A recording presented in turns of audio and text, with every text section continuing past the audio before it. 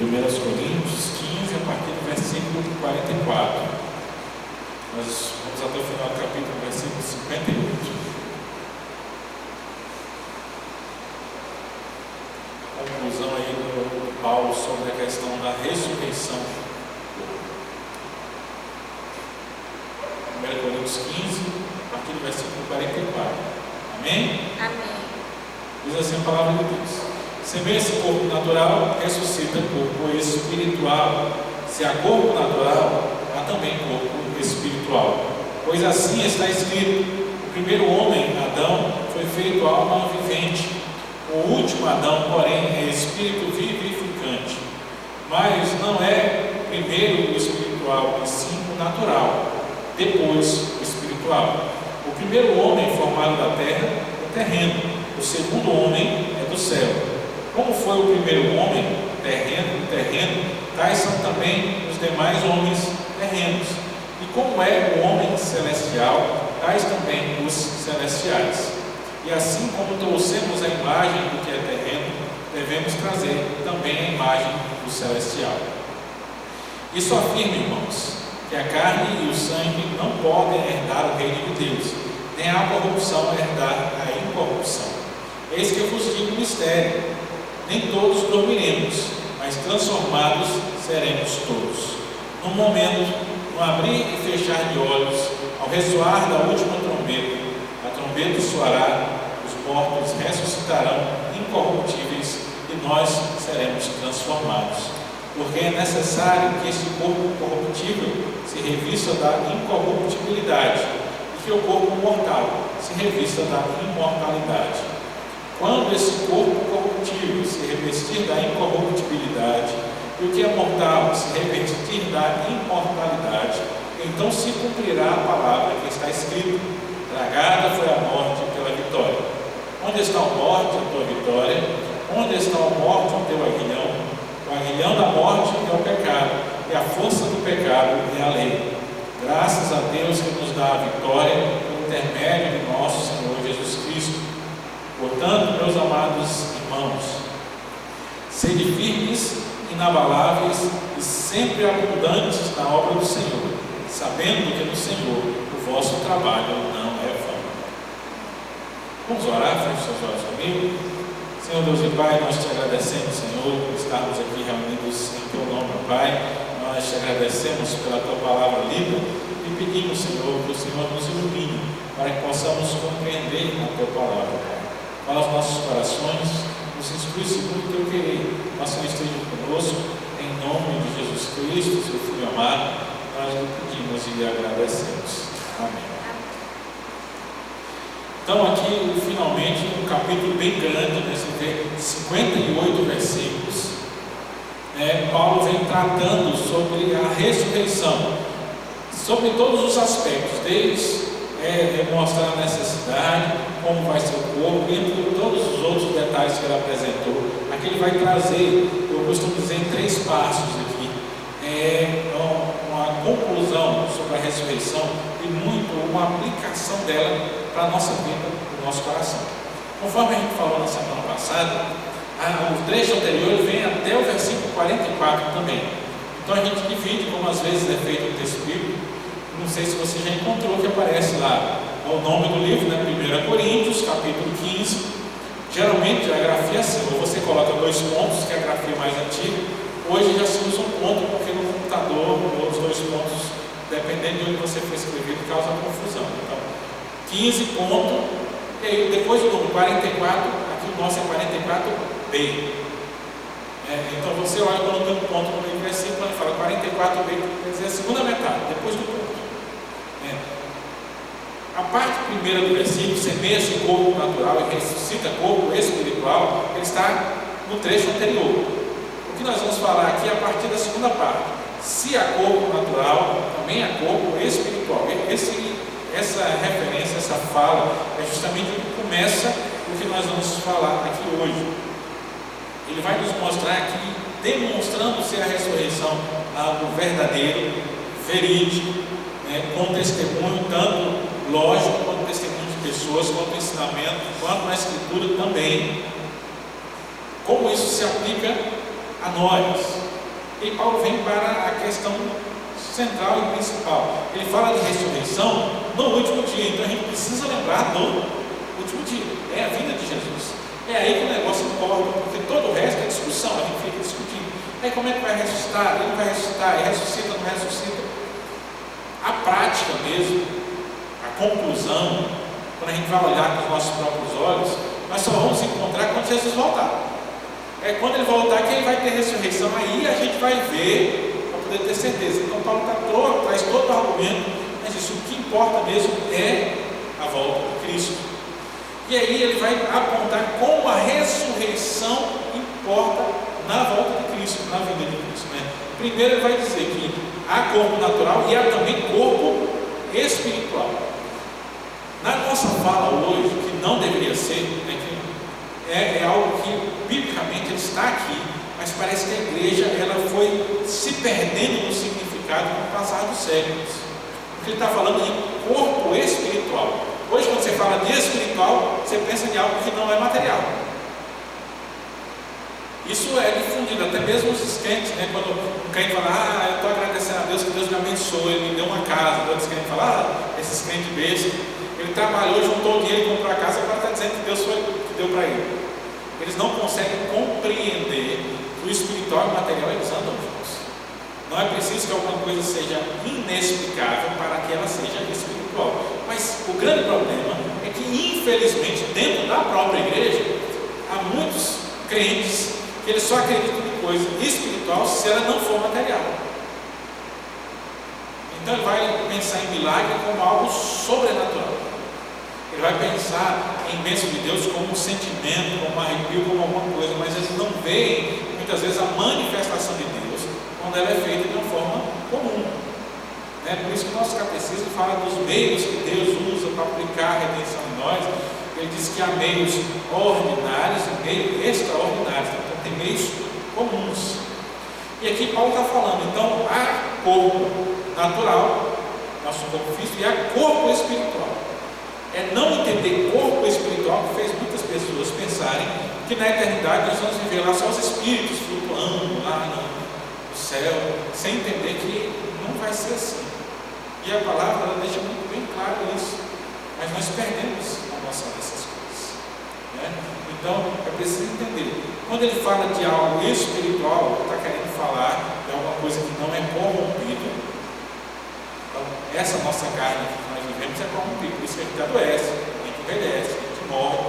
É algo que não é corrompido e é algo que tem a capacidade das coisas de Deus. Então ele fala de um corpo que não vai envelhecer, não vai adoecer, não vai morrer e vai poder se apresentar na presença de Deus. Então esse é o corpo espiritual. Não é matéria e espírito, isso é uma divisão grega. É o grande problema de tudo aquilo que está fazendo aqui, né? Porque ele fala do terra e céu, lugar de mortos. Tem uma coisa interessante, eu lendo um comentário que o Stemac escreveu sobre Coríntios. Ele fala, manda texto que eu não vou precisar para os irmãos exatamente aonde, mas ele fala que a palavra grega seria Hades, que é lugar dos mortos, mas Paulo se recusa a usar essa palavra e usa uma outra. Os judeus usavam a palavra Hades para lugar dos mortos. Só que para os gregos, Hades era o nome do deus do submundo, o governador do submundo do inferno. Então Paulo evita usar porque os coríntios eles conheciam a cultura grega. Para não confundir a cabeça deles. E aí vem essa questão do corpo espiritual. É para não haver confusão. Ele fala, vai haver um corpo. Explicou isso anteriormente que nós lemos. Ele falando lá sobre a semente, a planta. Aquilo ali para dizer que há uma diferença. E aí ele traz para nós um texto lá de Gênesis, quando ele fala da criação do homem. Versículo 45 ele diz: o primeiro homem Adão foi feito alma vivente, o último Adão, porém, é espírito vivificante. Como é que está lá em Gênesis? Quem lembra a história? Deus mudou o homem do pó da terra e depois soprou das suas narinas o fôlego de vida. E aí o homem passou a ser alma vivente. Só o homem passa por esse processo. Na criação, Deus diz assim: produz a terra seres viventes, os animais surgem. Produz os mares seres viventes, e os peixes surgem. Mas o homem, ele sopra nas narinas do homem fôlego de vida. Então só o homem é alma vivente. Adão foi feito alma vivente. Só que ele fala, mas Cristo é espírito vivificante. Recebe vida, recebeu vida de Deus. O outro concede vida. Você vê que é uma diferença substancial de uma coisa para outra. Então, Adão foi feito alma vivente, Cristo, espírito vivificante. 46. Mas não é primeiro o espiritual, e sim o natural, e depois o espiritual. O primeiro homem formado da terra é terreno, o segundo homem é do céu. Então são comparações que ele vai fazendo desde o versículo 45 até o versículo 47. Ele vai seguir o 48, mas eu quero pontuar aqui até o 47. Ele vai dizendo, o primeiro era terreno, o primeiro foi feito alma vivente, o primeiro é natural, o primeiro é desse mundo. O segundo ele é espiritual, o segundo ele é do céu, o segundo ele é espírito que dá vida, não recebe, mas ele concede a vida. Então, fazendo a comparação entre Adão e Cristo, por que essa comparação aqui é importante? Paulo já tinha tratado em capítulos anteriores sobre isso.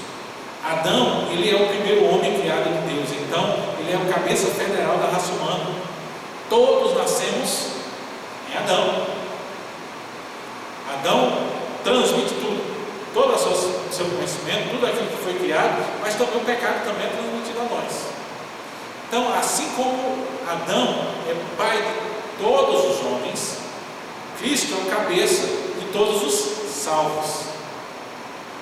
Então ele mostra a igreja como uma nova criação. Então, ele está mostrando, o primeiro Adão foi feito do pó da terra, é natural, é terreno e recebeu vida de Deus. Todos nós descendemos dele, nós parecemos com ele, nós recebemos dele. Mas o segundo Adão, que é Cristo, ele é espiritual, ele é espírito vivificante, ele é do céu. E assim, se nós passamos a ser cristãos, nós temos que também ser como ele é. Isso a gente vai ver um pouco mais à frente. Mas ele vai nos adiantar isso aqui no versículo 48, quando ele diz: como foi o primeiro homem terreno, tais também são os demais homens terrenos. E como é o homem celestial, tais são os homens celestiais. Então, se tem o homem terreno, começa lá no versículo 44, dizendo que há corpo terreno, natural, e há corpo espiritual. Se o primeiro homem é terreno, os homens todos são terrenos. Se o segundo é espiritual, também são, os espirituais são como ele. E aqui eu me faço lembrar das palavras de um pastor muito querido, o reverendo Carlos Arantes. Carlos Arantes era pastor jubilado quando eu fui para o seminário no Brasil. Eu gostava muito, eu visitava, sentava, conversava muito comigo, ele contava algumas coisas. E ele me falou uma vez sobre, ele dizia, olha, às vezes ele transmite a mensagem, eu gosto de usar um negócio diferente. E aí ele me falou sobre uma questão da lógica chamada silogismo. Alguém já ouviu falar do termo silogismo? Silogismo é um princípio lógico. Ele vai pegar um princípio que é geral e vai aplicar para o particular. Então, é uma forma de exemplificar o todo para chegar numa particularidade. Então, por exemplo, você vai pegar algumas afirmativas, fala, todo homem é pecador, certo? Aí ele pega, por exemplo, João é um homem. Se todo homem é pecador, e João é homem, logo João é pecador. O silogismo é isso, é um raciocínio lógico, uma dedução lógica a partir de uma premissa. E Paulo faz isso aqui no versículo 48.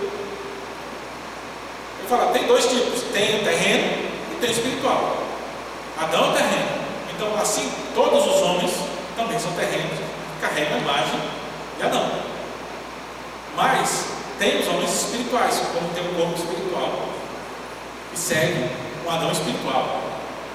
Então esses vão ser a imagem do Adão espiritual. E aí ele vem no versículo 49 e diz, assim como trouxemos a imagem do terreno, devemos trazer também a imagem do celestial. Aqui, tudo poderia estar resumido no versículo 49, mas ele não seria tão claro se Paulo não fizesse toda essa preparação antes. A grande questão, o primeiro passo que Paulo dá aqui no texto é dizer o seguinte: olha, existe corpo terreno e corpo espiritual. O terreno é a imagem de Adão. Todos nós carregamos por nascimento. O espiritual é a imagem de Cristo. E todos os salvos carregam em Cristo. Para a gente ser salvo, a gente tem que carregar a imagem de Cristo em nós, assim como a gente já tem a imagem de Adão, porque nós nascemos de Adão.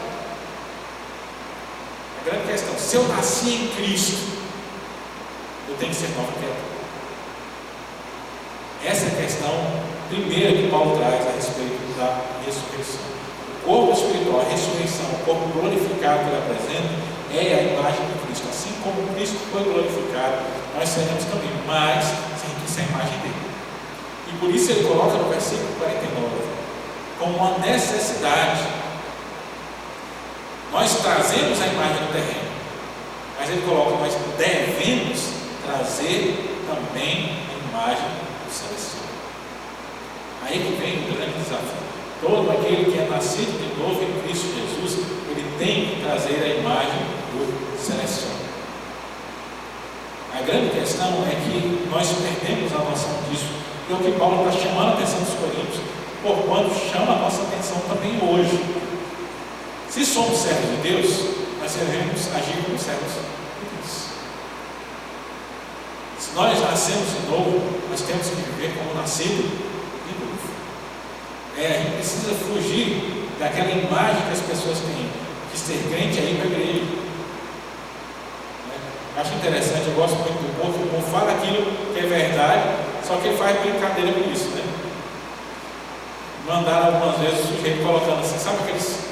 O pessoal gostava de fazer uns posts no Instagram que aparece a foto da pessoa assim, aí aparece um texto escrito, né? Sabe, que aquele tipo de TikTok que o pessoal fica fazendo assim, aparecendo as coisas escritas na tela. O cara colocou assim, eu achei que era só eu levantar a mão e lá na frente e aceitar Jesus. Mas agora eu tenho que orar todo dia, eu tenho que ler a Bíblia, eu tenho que ir na igreja, eu tenho que amar o irmão, eu tenho que fazer isso, eu tenho que fazer aquilo, eu tenho que fazer aquilo outro. Me enganaram. É uma brincadeira, mas é uma verdade no fundo. Por quê? Porque há muito crente hoje que ele acha que é só ele levantar a mão e lá na frente e já aceitou Jesus e acabou.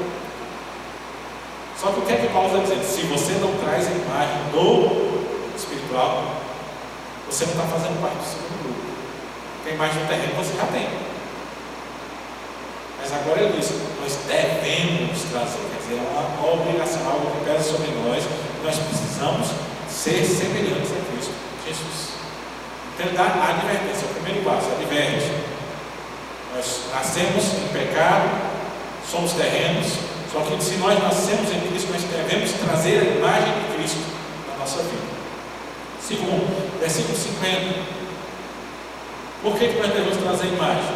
Isto afirma, irmãos, que a carne e o sangue não podem herdar o reino de Deus, nem a corrupção herdar a incorrupção. Paulo vai continuar aqui no princípio, que é o princípio judaico, né? Lembra, ele vai comparando as coisas, você vê que ele faz uma repetição escalonada. Lá atrás, ele diz, o primeiro Adão é alma vivente, e o segundo é espírito vivificante. Depois fala, o primeiro não é espiritual, o primeiro é natural, o segundo é espiritual. O primeiro é da terra, é terreno, o segundo é do céu. Você vê que ele está fazendo a comparação, dois Adãos. Nem sei se tem plural esse negócio. Mas aqui ele fala, carne e sangue não podem herdar o reino de Deus. Então, a carne e o sangue não podem entrar no céu. Nem a corrupção, quer dizer, aquele que se corrompe, aquele que se distorce, pode herdar a incorrupção. Olha como ele coloca. Eis que vos digo um mistério, versículo 51. Nem todos dormiremos, mas transformados seremos todos. Devemos trazer a imagem do celestial, por quê? Porque nós não entramos no reino do céu com homem carnal. Se a gente não nascer de novo, foi isso que Jesus falou? É necessário nascer de novo. Se a gente não nascer de novo, se a gente não se revestir do novo homem, conforme Paulo falou em outros textos, se nós não nos transformarmos, não tem céu, não tem vida eterna. Mas aí Paulo vem no versículo 51. Eu gosto quando Paulo diz aqui, dá uma chance de explicar, né? Eu vos digo um mistério. O que é que o pessoal fala que é mistério hoje? Quando você vê um irmão se falando de mistério, está falando de quê? Hã?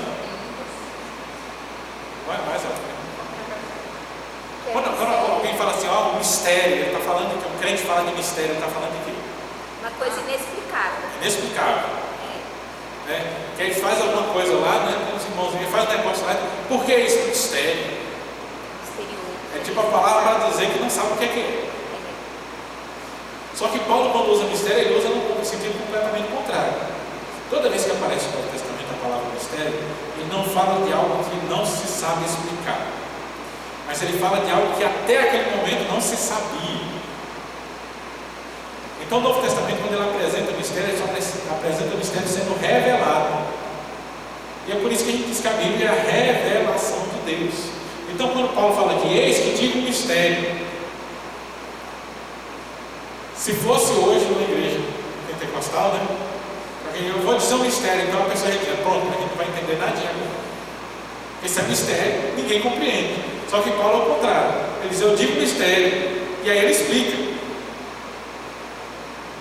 Ele explica o quê? Nem todos dormiremos. Dormir aqui é um eufemismo que é usado no texto de Paulo para a morte. Então, nem todos vão morrer, mas todos seremos transformados. Então, a gente não vai entrar com essa carne no reino de Deus. Quando a gente for se apresentar diante de Deus no julgamento, não vai ser esse corpo. Mas aqui ele dá uma explicação, né? Quando vier o dia, uma explicação. Nem todos vamos morrer, mas todos seremos transformados. E Paulo coloca no pessoal por quê? Porque todo crente ele tem que ter na vida a expectativa de que Jesus vai voltar enquanto ele está vivo. Essa ideia do crente ficar pensando que Jesus vai voltar só depois que eu for, se a gente brincar aqui com a palavra, não é ideia de crente. O crente tem que estar esperando a volta logo. Né? Tem tanto crente que fala assim, Maranata. Você sabe o que quer dizer Maranata? O pessoal geralmente fala repetindo, né? Porque a gente tem mania de fazer isso. Né? É igual a gente pega lá e lê o texto lá que Jesus falou, Abba, e aí disse lá que quer dizer Pai. Daí a gente fica falando, Abba, Pai. Abba é Pai. A gente fica repetindo uma língua e na outra. Maranata é a mesma coisa. O pessoal fala, Maranata, agora vem Senhor Jesus. Mas Maranata significa vem Senhor Jesus. Então a gente só está só repetindo uma língua e outra. Aí o crente fala, Maranata. Só que você fala, e se Jesus voltasse agora? Deus me livre. Não é? Então Paulo diz, olha, nem todos dormiremos. Então a expectativa é que Jesus ia voltar quando eles ainda estavam vivos. Os crentes do primeiro século, ali no tempo do Novo Testamento, eles tinham esperança que Jesus ia voltar enquanto eles ainda estavam vivos. Por isso que eles enfrentavam a tribulação com tanto empenho. Talvez por isso que a gente hoje tem medo de tanta coisa. Porque a gente fica pensando que Jesus vai voltar só depois que a gente morrer. E não deveria ser o nosso pensamento. Então, nem todos vão morrer, mas todos seremos transformados. Versículo 52. No momento, no abrir e fechar de olhos, no ressoar da última trombeta, a trombeta soará, os mortos ressuscitarão incorruptíveis e nós seremos transformados. Aqui ele faz a descrição do que? A volta de Jesus. Olha quantos detalhes Paulo nos dá. Primeiro, no ressoar da última trombeta, né?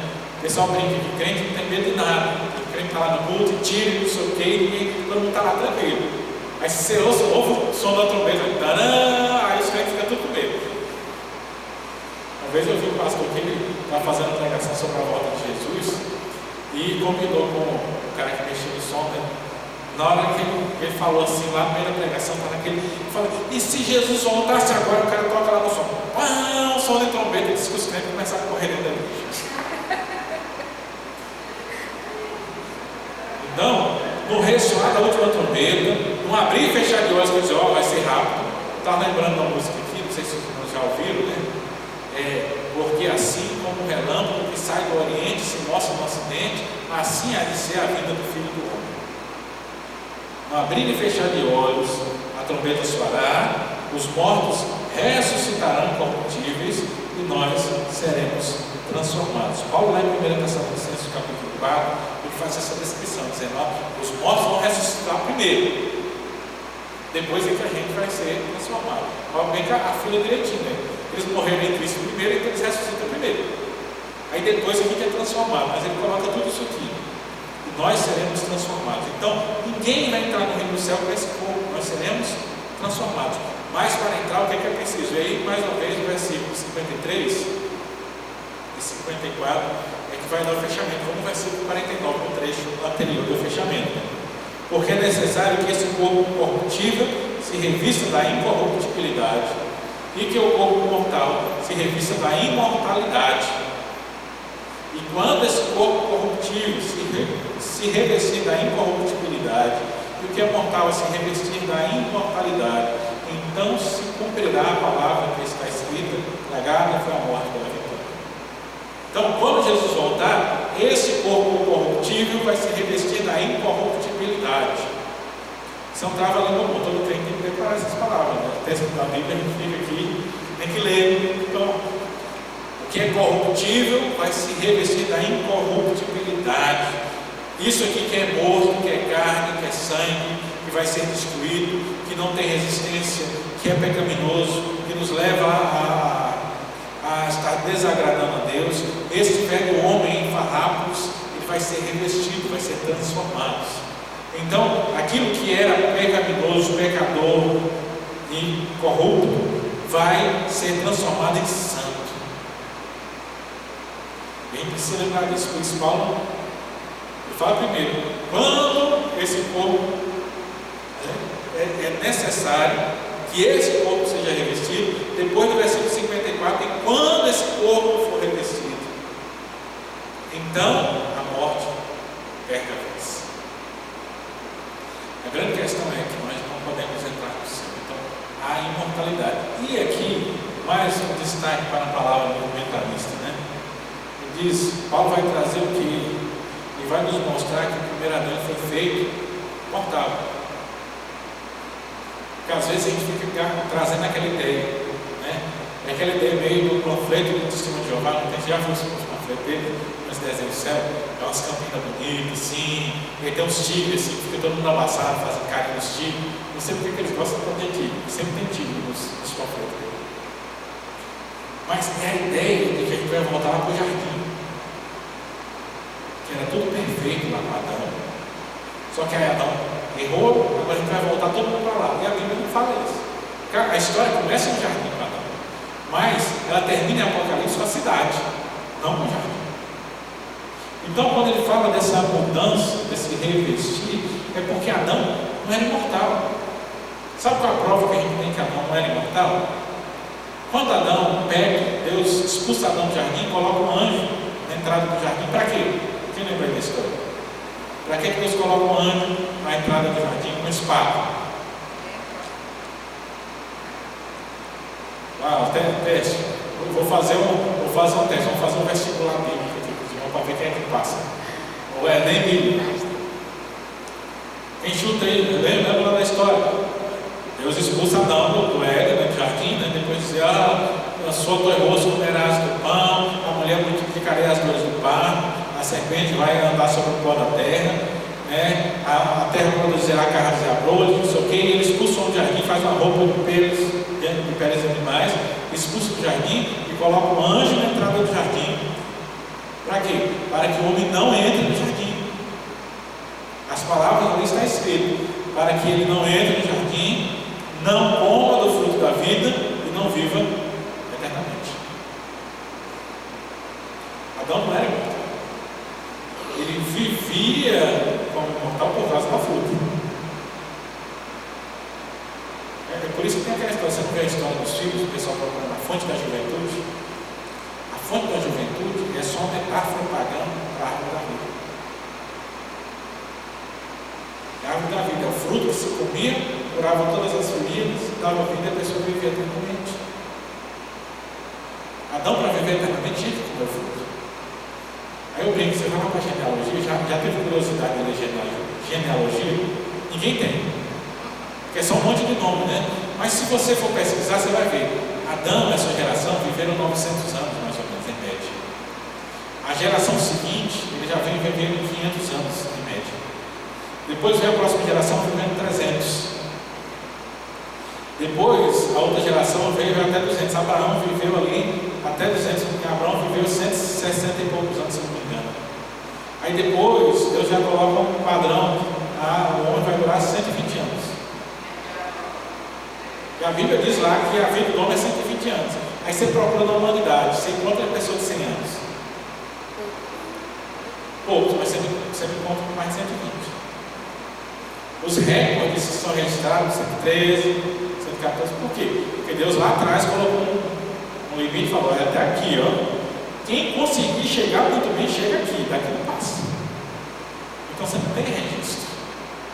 Aí, o que é isso? Você vai olhar, quanto mais a geração está perto da geração que comeu o fruto da vida, mais tempo eles viveram. Adão, que chegou a comer o fruto, viveu 900 anos. Os seus primeiros descendentes viveram 900 anos. Lá que fala de Matusalém, ele é aquela geração bem próxima ali, 900 e poucos anos. A gente estava muito perto, ainda tinha o som da fruta do sangue. Mas a geração vai perdendo isso, vai diminuindo, a longevidade vai se passando. Então Adão não era imortal, mas nós seremos imortais. Né? Porque nós seremos revestidos de imortalidade. Nós seremos revestidos de incorruptibilidade, conforme diz a palavra de Deus. Então a grande questão, para entrar no céu, a gente precisa ser transformado, a gente precisa ser ressuscitado. E ele já deixa a resposta, né? Eu gosto de Paulo, que ele já pega aqui e diz, vai que ele fala, tem que ser ressuscitado para ter um novo corpo. Daí alguém levanta lá, mas Paulo, e quem não estiver vivo quando Jesus voltar? Ele já explica, quem estiver morto vai ser ressuscitado e nós, os vivos, seremos transformados. Né? Mas a grande questão aqui, a gente precisa ser transformado para entrar no céu. Por isso a ressurreição é tão essencial. Então, eu não creio na ressurreição, eu não creio que eu vou entrar no céu para viver eternamente. Eu não tenho sentido fora disso aí. E por último, em terceiro lugar, a partir do versículo 55. Onde está a morte a tua vitória? Onde está a morte o teu aguilhão? O aguilhão da morte é o pecado, e a força do pecado é a lei. Graças a Deus que nos dá a vitória por intermédio do nosso Senhor Jesus Cristo. A grande questão aqui não é só transformar o corpo, mas é derrotar a morte. Então, se primeiro ele começa lá no versículo 44, dizendo, olha, nós nascemos como Adão, então somos mortais, só que é necessário nascer de novo em Cristo para ser imortal. Então, nós vamos nos revestir no novo corpo. Então, quando a gente for transformado, o que é corruptível, se revestir da incorruptibilidade, o que é mortal, se revestir da imortalidade, então a morte vai ser vencida. E a morte vai ser tragada. Né? É o que diz aí o final do versículo 54. Tragada foi a morte pela vitória. Porque a morte perde a força. O versículo 56. Se a gente é transformado e não é mais corruptível, quer dizer que não tem mais pecado. Ele fala que o aguilhão do pecado é a morte. Então, inverter, o aguilhão da morte é o pecado. Aqui eu vou me lembrar das palavras de Paulo, relatadas por Lucas, lá em Atos, no capítulo 9, quando ele cai por terra e Jesus aparece para ele. Ele diz, Paulo, Paulo, por que me persegues? Dura coisa é recalcitares contra os aguilhões. O aguilhão era uma lança que o pessoal que conduzia os carros de boi levava. Né? Você já viu o pessoal que transporta boi de caminhão?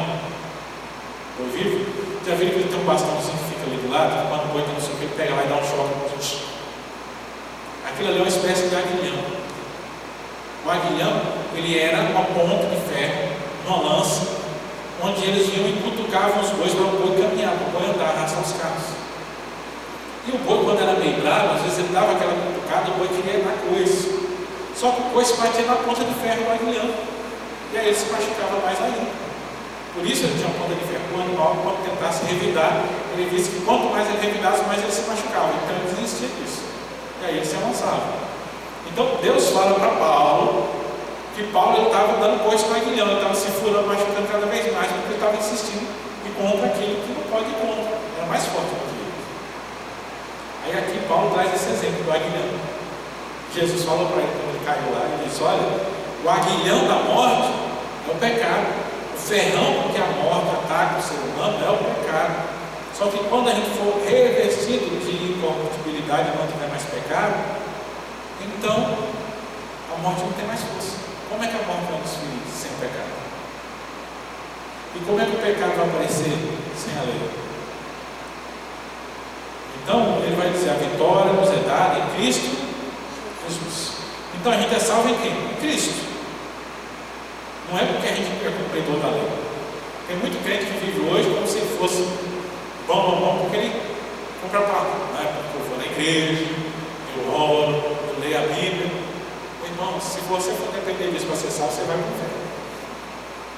A gente só vai ser salvo por causa de Jesus Cristo.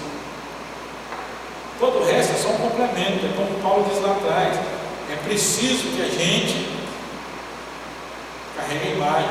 Então a gente tem que se esforçar por carregar a imagem. Mas a salvação vem de Cristo, porque é Ele que tira o aguilhão da morte. É Ele que tira o poder da morte quando Ele mesmo vence a morte. Então, quando a gente for transformado, a morte já não tem mais como nos atingir. E aí nós vencemos. A vitória veio por meio de Cristo Jesus. Então aí está a grande importância da ressurreição de nós. É na ressurreição que vai ser complementado tudo. Eu gosto muito das palavras do Anthony Roy, ele escreve no livro A Bíblia e o Futuro. Quando ele descreve o já, ainda não. Nós já estamos salvos em Cristo Jesus, mas ainda não foi completado. Isso quer dizer, a gente já tem um sinal, mas a obra só vai ser completada quando nós formos ressuscitados. A ressurreição do corpo é o marco final para dizer: ó, agora acabou. Jesus já completou a obra da ressurreição, então o preço já foi pago. A gente está naquele tempo, né, quando o preso sai do mandato, o juiz vai lá e assina só, ele vai ser libertado. A gente está naquele tempo em que o papel viaja para poder chegar no lugar para execução. No momento o juiz já decretou que o preso é liberto, então a partir daquele momento ele já é um homem declarado livre. Mas até que chegue na mão lá do carcereiro, para poder abrir a porta e colocar para fora, e esse é o tempo que a gente está vivendo agora.